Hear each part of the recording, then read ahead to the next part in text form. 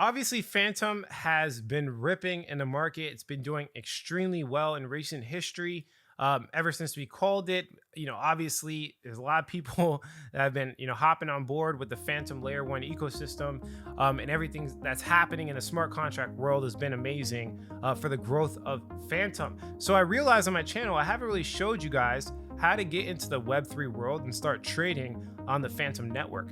So in this video, I'm gonna go through a full tutorial on Fantom, how it works, how the smart contract ecosystem works, how Web3 works, how you can actually bridge your assets to Fantom. I'm also going to actually exchange some cryptocurrency on SpookySwap, which is the biggest decentralized exchange on the Fantom network. This is gonna be a complete, detailed, and very simple tutorial on everything involved with Fantom. Keep watching.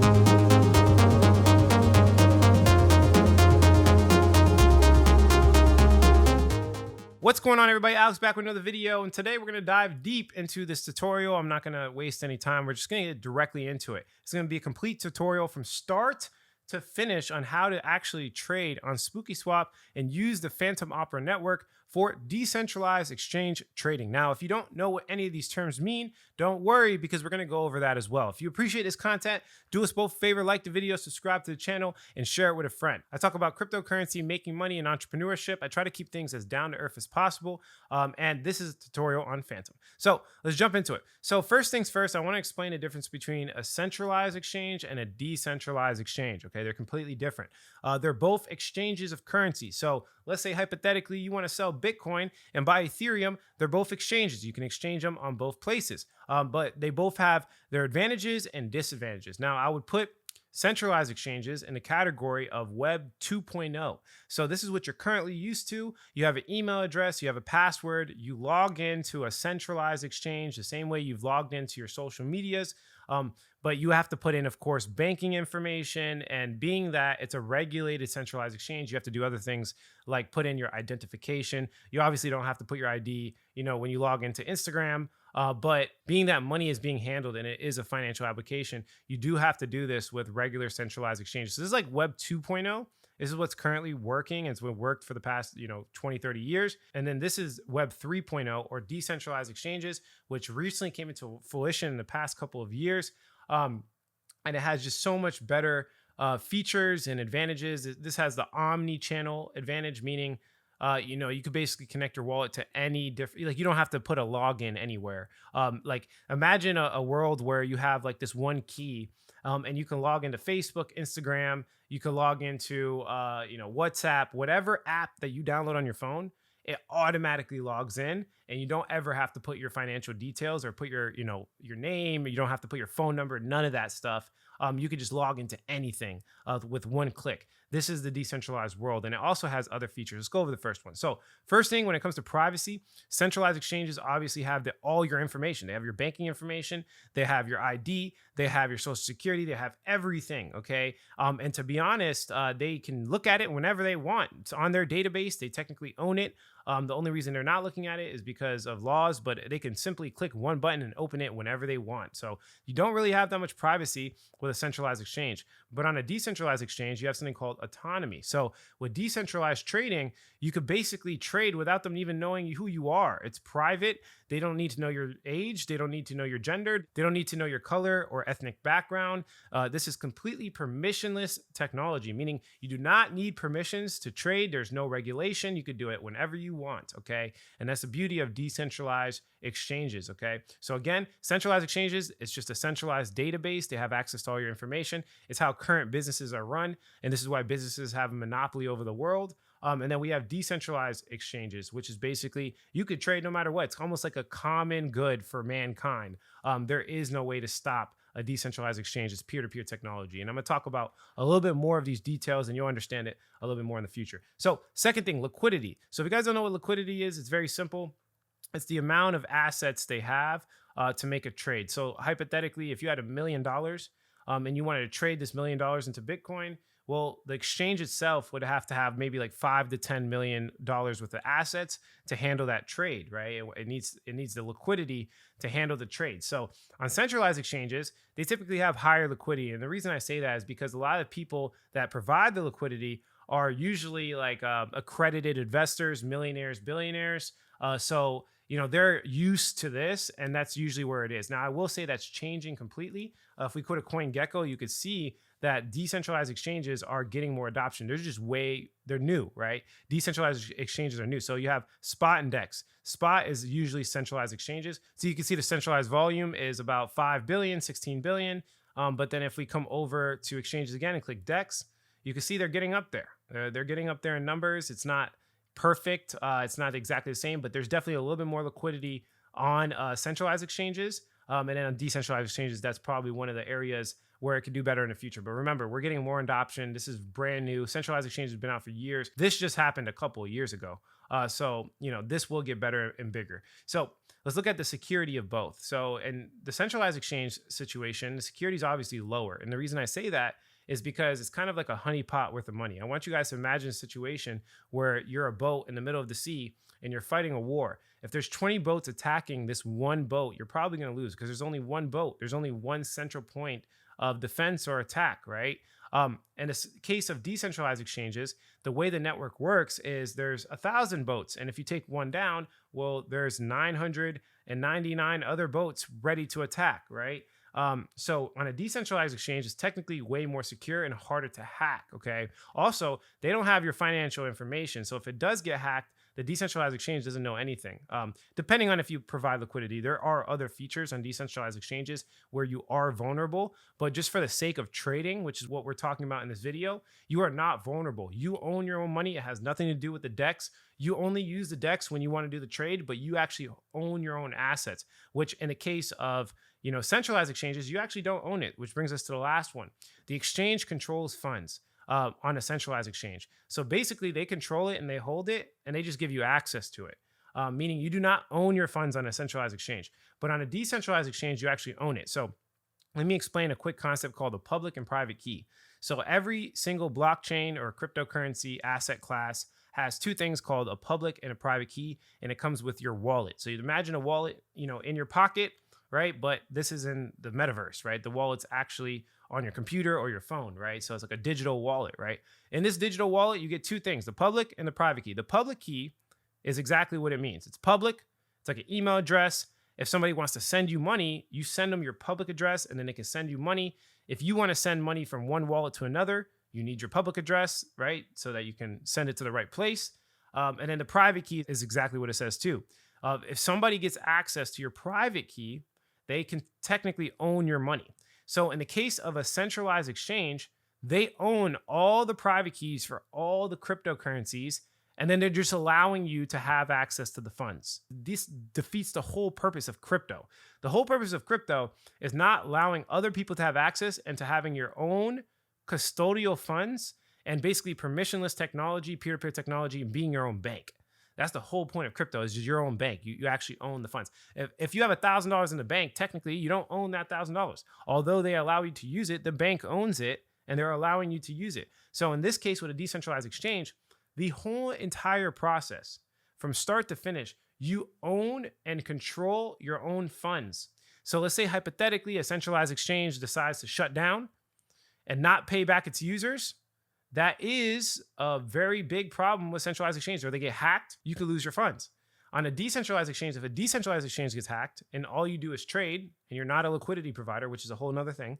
If you are a liquidity provider, you can lose your money on a decentralized exchange. But if you're not and you're just trading, which is what we're doing in this video, you will not lose your funds if a decentralized exchange gets hacked, because technically you own the private key. So again, let me just run through that one more time. It's a very complicated subject. Public keys are like email addresses. You give them out so people can send you money. And it doesn't matter who sees it. Private keys are actual ownership. If you own the private key, you actually own the crypto. Just because the crypto is in your wallet does not mean you own it. The private key gives you control or ownership. And with a decentralized trading strategy, which we're going to be showing you in this video, you will own your currency pretty much the whole time. Once you get off of the centralized exchange. Okay, guys, I want to explain that concept to you. Also, there's a second concept we need to explain. Okay, there's different types of blockchains and ecosystems out there. And this is a good way to explain. So we have the Fantom ecosystem, which is what we're going to be talking about today. But you also have the Ethereum ecosystem. You have the Cardano ecosystem. You have the Binance Smart Chain ecosystem. there's so many different, I guess you could say, operating systems. So just to put it very simple, in terms of what most people know, let's think about Apple and Windows. These are two different operating systems, but they both technically do the same thing in their own way. So Apple allows you to download apps on your phone, and it allows you to download apps on your computer, right? That's basically what Apple does. It's an operating system. Windows, same thing. Windows allows you to download apps on your Windows computer so you can use the apps, but technically 99% of the time you're using apps on your device, right? So these are just the operating system. In the case of cryptocurrencies, it's just a smart decentralized app platform. So on Fantom, I can make decentralized apps, get the same decentralized Web3, right? The Web3, all these benefits of Web3, right? It's an app on Web3 that allows Web3 apps, right? It's decentralized application. So Fantom is a Web3 ecosystem that allows for decentralized apps, right? So Fantom just has all the same benefits. It's a blockchain. That's the underlying technology. You should definitely look up what a blockchain is. The blockchain tech is allowed to be used with different apps like exchanges, like what we're talking about, decentralized exchange on Fantom, and they're going to have a different type on Ethereum. There's going to be a different type on ADA. There's going to be a different type on BNB, right? So these are just operating systems is what I want you to explain. And it's not called an operating system. It's called a smart contract platform. Smart contract platform 1, 2, 3, 4. Now, a bridge allows you to move funds from one operating system to the next. And that's basically what I'm going to be showing you guys today. I'm going to be showing you how to get fiat. Fiat is just like US dollars or your government-backed currency, any dollar, right, from your bank account. I'm going to show you how to put it on a centralized exchange, which is what it is here, right? Because being that there's regulation on centralized exchanges, this is the best way to onboard your money, right? So you buy the coins here, then you send it off, and you actually have ownership, and then you have it on a decentralized Web3, trading strategy. Okay. So very simply put, one more time, let me overview it because this could get crazy and complicated. We have the centralized entities, it's like Web 2.0, and then we have decentralized entities, which is like Web 3.0. This is the new future. It's giving more ownership in general. It's more secure. You have more control of your funds. You have more autonomy, more privacy. So there's obviously benefits to that. But right now, the world is just in a centralized way. This is the way it is right now. It's Web 2.0. So we have to wait till the world catches up. But right now, you have to put your funds from a bank account into a centralized exchange and then send it over to this decentralized world or ecosystem. And that's what we're going to be doing in this video. Now, there's multiple different chains and there's multiple different smart contract platforms or operating systems. We have Fantom, Ethereum, ADA, and BNB. It just happens to be that right now, 99% of everything is happening on Ethereum. And I'm trying to show you how to get on Fantom. So we're probably going to start with ETH and then move our way to FTM. Okay, that's how it's going to work because most of the liquidity and pretty much everything's on ETH. All right. So let's talk about the main websites that you guys need to have. The first one is you need to have CoinGecko or CoinMarketCap. I just like to use CoinGecko. So you can just Google search it, or I'll leave links in the description below. You need to have a centralized exchange. Now I use Coinbase. You could use whatever exchange you want. And I want to show you a quick thing to figure out what exchange you can use. So you click here, you go to exchanges, you go to spot, and it shows you all of the centralized exchanges. And it even says at the bottom, centralized. So this tutorial will work for any of these. I'm going to show you Coinbase, but it will work for any of these. You can use Binance, you can use OKEX. It's the same buttons too. You just got to follow along and understand what's going on a foundational level, and you'll be able to do it for everything. And you never have to watch another tutorial again if you just make sure you follow this video and understand the principles. Don't just follow me and click. Understand what's happening so that you don't ever have to watch the tutorial again, right? It's very simple. So Coinbase, like I said, it has the regulation, and what you could do is set up a bank account or a credit card. I'm not going to do that in this video because all of you have done this before. Very simple. They have a process where you can set up a bank account or a credit card or a debit card. And the reason we're doing that is because you want to get your paycheck, whatever you have in US dollars or euros, you want to get that into crypto. That's the first step. You got to get that into crypto. So I'm not going to show you exactly how to do that. There's other tutorials.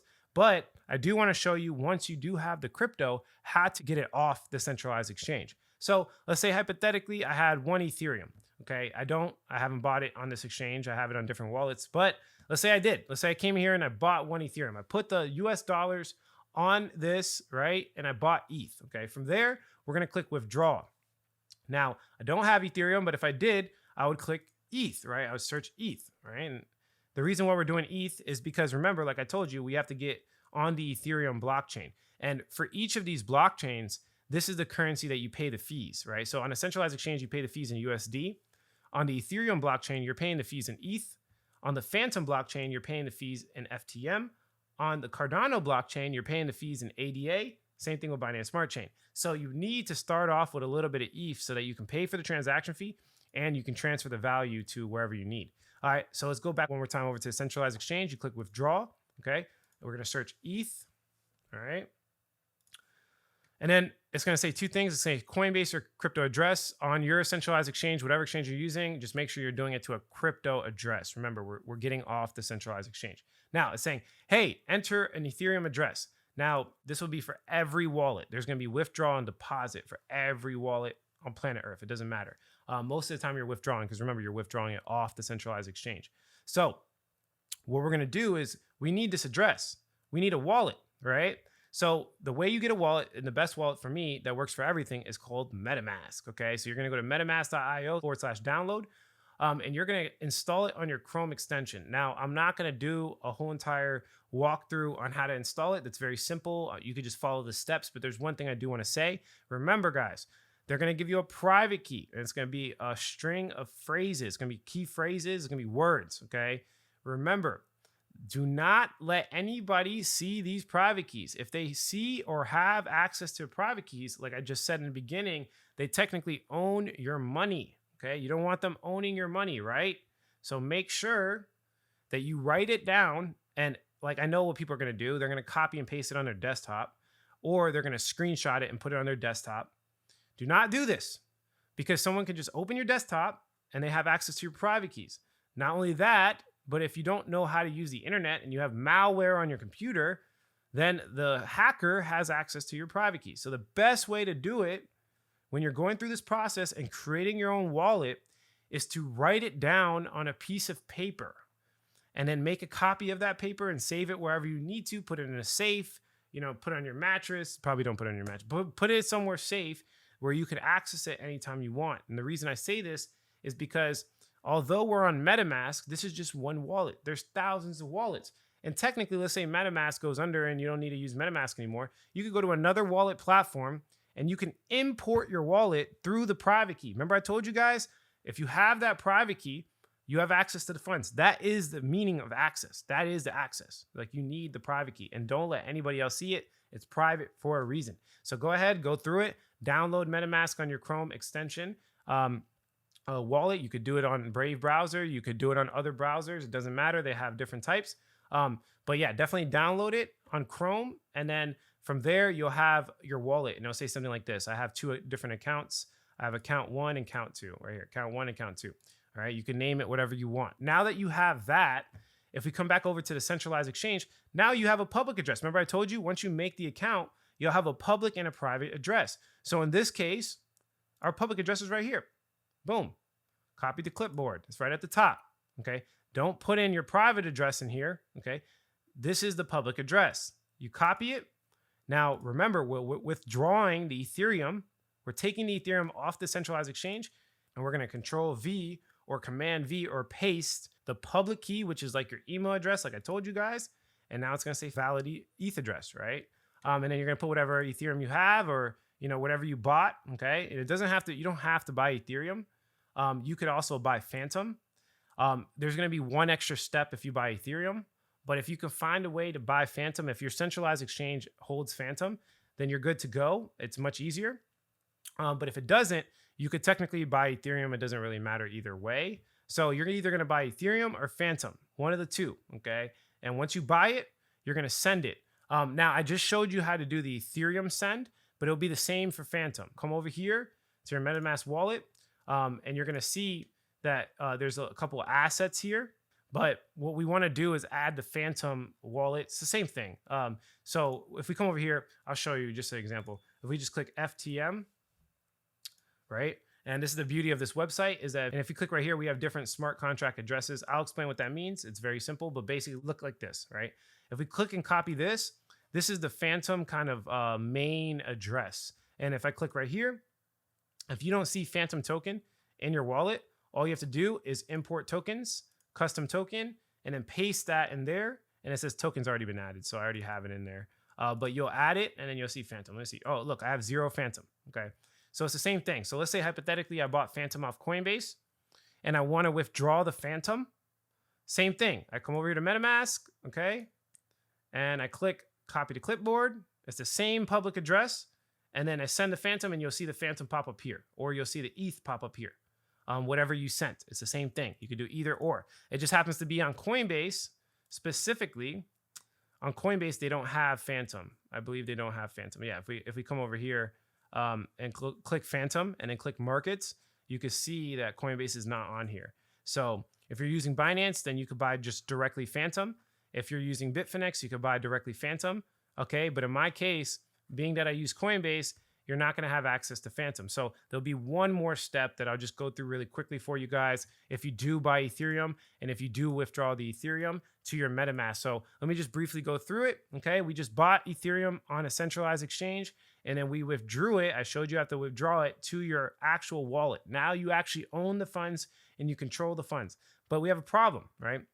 We have Ethereum and we need to get Fantom, because remember I told you if we come over here, the Fantom net, the actual mainnet on Fantom, pays for fees in Fantom. So we need to get Fantom over there so we can do transactions, right? So we have to do one more step. And this is another decentralized exchange called Uniswap. It just happens to be that Uniswap is for the Ethereum net. Uniswap's the biggest decentralized exchange. And then for the Fantom net, Fantom has Spookyswap. So there are just 2 different swaps. And from there, we just need to do a quick swap. And we're going to sell the ETH to what? Fantom. We just said we needed Fantom, right? So I'm not going to do it, but it's very simple. Let's say you have 1 ETH. You're going to sell 1 ETH, right?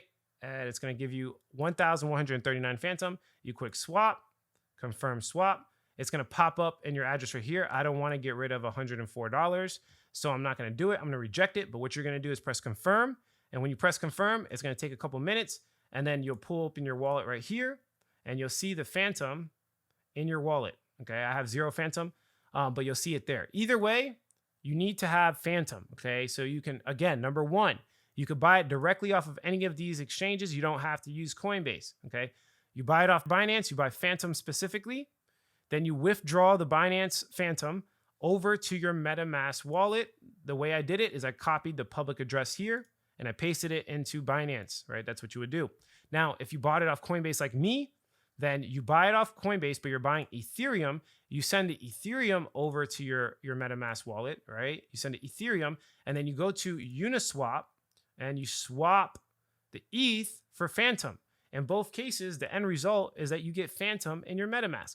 Once you have Fantom in your MetaMask, okay, now we need to move that Fantom over to the mainnet, okay? This is where we get over to territory here where we can do trades on Spookyswap, right? And you're probably asking, Alex, why do we want to go to Spookyswap? Well, Fantom, the benefit of Fantom is that they have cheap transaction fees, really fast transactions, way better than Ethereum, and there's better yield. You can make more money on Fantom. There's more upside. So this is a lot of reason why you're probably doing this right now. So there's a couple of other websites that I need you to make you aware of. The first one is called DBank. DBank, and it's just dbank.com, allows you to see your assets. Now, being that we're in a Web 3.0 world, and this is brand new, it's a little bit difficult, okay, to actually, like the user interface is not as good as Web 2.0 world. The user interface is pretty bad, and you have to understand what's going on. And this is why I'm breaking down this tutorial baby style, so you really understand and you don't get scared, okay? So a lot of times what happens is people go into their wallet and like, oh, I don't have all my money. I sent the money to my wallet. It's not there. I can't see it. Well, it's very simple. All you have to do is go to MetaMask, get that public address we keep talking about. It's public. It's like your email. You paste it into DBank, Command V or Control V, and then there you go. Look at all my assets in this wallet, right? You see it's on different chains, right? You see Fantom, you see Avalanche, you see Polygon, Binance Smart Chain. You see all your different assets. You see exactly how much it's worth. It's not perfect. These websites are getting better and better over time, so don't take it like super serious. But yeah, it's pretty accurate like 95% of the time. Okay. This will be able to kind of let you see everything. So I wanted you guys to see that so you don't get lost. Okay. The second website you want to take in consideration is multi-chain. So this is the part where we bridge, right? So if I bring this up here, this is the bridge, right? Me sending the Fantom from the ETH mainnet over to the Fantom mainnet. Okay. So we're sending again, the Fantom that we just got over to the Fantom mainnet. So you can technically buy Fantom on the Ethereum mainnet and buy Fantom on the Fantom mainnet. It's the same thing. It's just one is using the tech of Fantom, one is using the tech of Ethereum. All right, it's very simple. All right, different operating systems, different smart contract platforms. Fantom works on both, but I want to get the benefits of the Fantom network. That's the point. That's what I want to trade on the Fantom network, right? So multi-chain allows you to do that, right? So we just got Fantom, all right? And we're looking at from and to, all right? So the way you want to bridge is very simple. You want to click router, all right?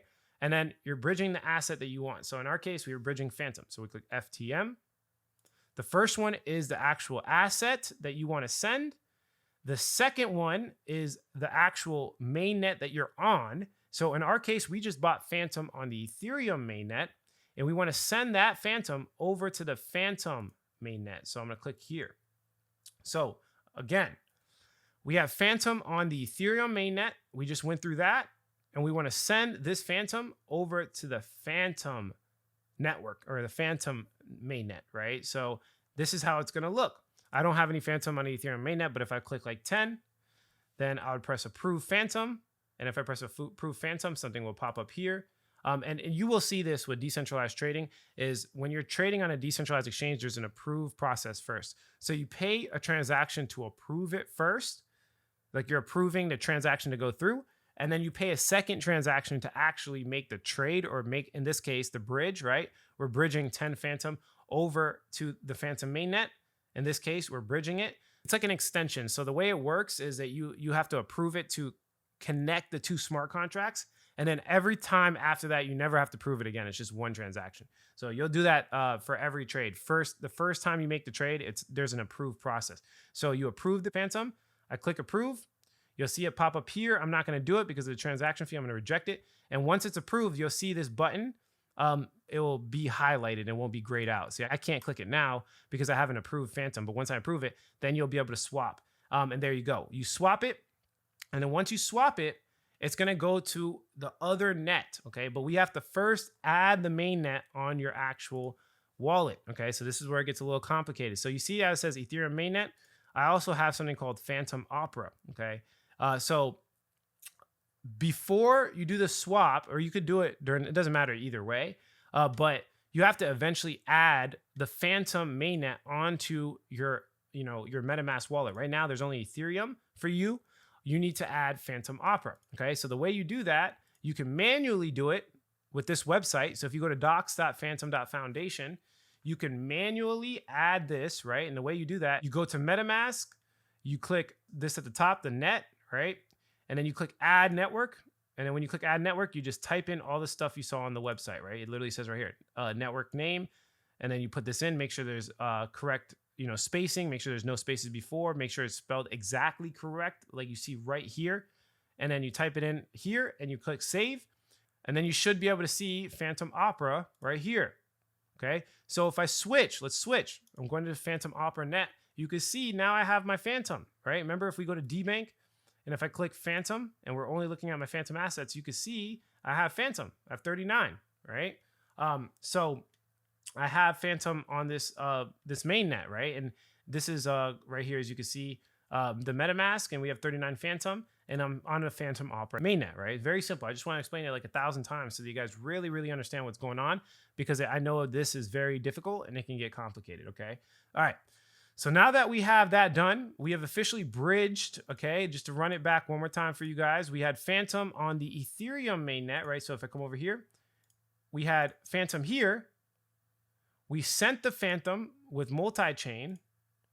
All right, so I go over here, click FTM. We sent this Fantom, the Fantom token, using the Ethereum mainnet over to the Fantom mainnet, right? We sent it to the Fantom mainnet and we sent Fantom. And the reason why it says W is because it's considered wrapped Fantom. It's the same thing. Don't worry about it. That's a deep concept, but it's the same thing. Okay. And if you want to be comfortable, you can just click Fantom. It doesn't matter either way, right? So it's like, there you go, right? That makes it easier. So we got a 10 Fantom from the Ethereum mainnet. We bridged it over to the Fantom mainnet, the same 10 Fantom. And now when you click your MetaMask and you come over here and you click Fantom Opera, you will see that same Fantom you had on the Ethereum side. You will see it here. And there we go. Now we can actually trade on SpookySwap. There we go, guys. You have the fax transactions and all the benefits of the Fantom blockchain. Now let's just do a quick trade.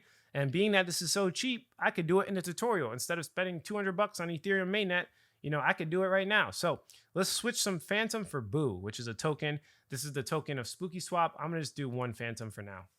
It's one Fantom's like $2.50, so it doesn't really matter. So we're doing one Fantom for Boo. I don't know, they have price impact, slippage, they have all these things. Let's just do like 5 Fantom. There you go. We have less price impact. The reason why there's price impact is because it's just such a small amount of the currency. So yeah, so we're getting about 0.47 Boo, and all you have to do is connect it, okay, the same way you've been connecting it. Remember, I told you it's omni-channel. So once you have this actual wallet, it's going to be like, hey, connect wallet to all the financial applications you're using. Instead of putting in your email address, your phone number, your password, your name, all you do is click one connect button and you'll see it pop up here and you can connect. It's that simple, okay? So in this case, I've already done the contract connection. Let's do a different coin. Let's do Aave. So Fantom to Aave. So the first thing you got to do is click swap and then press confirm. And there you go. Look, the fee is only 0.14 Fantom. It's like 30 cents. Press confirm. There you go. And then you'll see it. You should click over here and you'll see it pending and then you'll see it confirmed right there. Same way you see here. Okay. Same way you see here. Approve, swap. Remember, I told you guys a lot of times you have to do that approval first and then you could swap. Okay. So you can see right there, I swapped it and it says right here, transaction went through. Now you won't see it here until a little bit of a minute. I don't know exactly how long it takes, but eventually this will refresh and it'll show, oh, actually you're automatically refreshed. Look. So I got some Aave right there. There you go. That's pretty much it. That's 15 bucks worth of Aave. That's the complete tutorial. Let me run through it one more time for you guys because I know this is very complicated. So we have different types of trading. You have the centralized world and the decentralized world. This is Web 2.0. This is Web 3.0. There's obviously benefits to Web 3.0 that Web 2.0 doesn't have, okay? But we do need to start by getting your money from a centralized exchange to a decentralized world. And the way we do that is by buying through Coinbase or any of the centralized exchanges that you can find by simply clicking exchanges, spot. So you can use any of these. Once you buy Ethereum or Fantom, you could do either or. Then we need to get the Ethereum or Fantom onto your Metamask wallet or on your Ethereum mainnet Metamask wallet, okay? And the way you do that is by withdrawing it from your centralized exchange, any of these centralized exchanges, you withdraw it and you send it over, okay, to your Ethereum mainnet Metamask wallet by copying this public address right here, okay? Make sure to save your private keys the right way and don't give it out to anybody and write it down just like I said it, okay? Once you send it over, you will see this, asset in your wallet, okay, which is Ethereum or Fantom. If you bought Ethereum from the centralized exchange, you just need to do one more swap on Uniswap. Now, I recommend that you try to buy Fantom because the swap's going to cost money. It's going to cost like $100 bucks. Okay, so if you don't want to pay this transaction fee, go to a centralized exchange that already has Fantom. And the way you could do that is you go to the asset you want to buy and then you go to markets right here and then just make an account with any of these. I have these accounts, but I just use Coinbase most of the time. So you can make a Binance account and you could buy Fantom directly and then withdraw that Fantom directly to your MetaMask wallet. Once you have the Fantom or the Ethereum in your wallet, okay, you ultimately need to get it to Fantom, right? So if you have the Ethereum, you do the swap on Uniswap, but if you want to, save that fee, then definitely withdraw the Fantom to your MetaMask Ethereum mainnet wallet. Once you have the Fantom, we need to go to this website called multichain.org and we need to send the Fantom, let's do it again, Fantom right here, that is living on the Ethereum mainnet. We need to send that same Fantom over to the Fantom mainnet, okay? And then you're gonna bridge it, and this is wrap Fantom, so you could just do regular Fantom. You could bridge it, okay? And once you bridge it, okay, you'll see the Fantom pop up on the Fantom Opera network that you can see right here. You'll see the Fantom pop up. Now, if you don't have Fantom Opera, all you have to do is manually set it up right here. Or if you just go directly to SpookySwap, they should have a feature. I'm not going to show it in this video, but there should be a feature where you could just click one time and it will automatically add the Fantom Opera network to your MetaMask. So you could manually do it right here, or you could just go to SpookySwap and they have a feature where you could do it. Okay. Once you add it, then you will see the cryptocurrency pop up in your wallet. Right? You'll see the Fantom there. Now, you could do, again, the bridge before or after you do it. Doesn't matter either way. You could bridge it before and then get the Fantom Opera network on your MetaMask, or you could bridge it after you get the Fantom Opera network on your MetaMask. Either way, the assets will come up, and don't be scared. Now, if you want to view all of your assets, there's a website called DBank. DBank allows you to see every asset on all chains. So all you have to do is copy your public address. Doesn't matter. Your public address is the same on all networks. So if you're on the Ethereum network or you're on the Fantom Opera network, the public address is the same. So you copy the public address, you paste it in. Let me go back to DBank right here. You paste it in here and you can see all of your assets, okay? You can see all of your assets. Now, once you have the Fantom on the Fantom Opera network on your MetaMask, right? Then we can go to SpookySwap and trade Fantom for any asset that you want. And there you go, guys.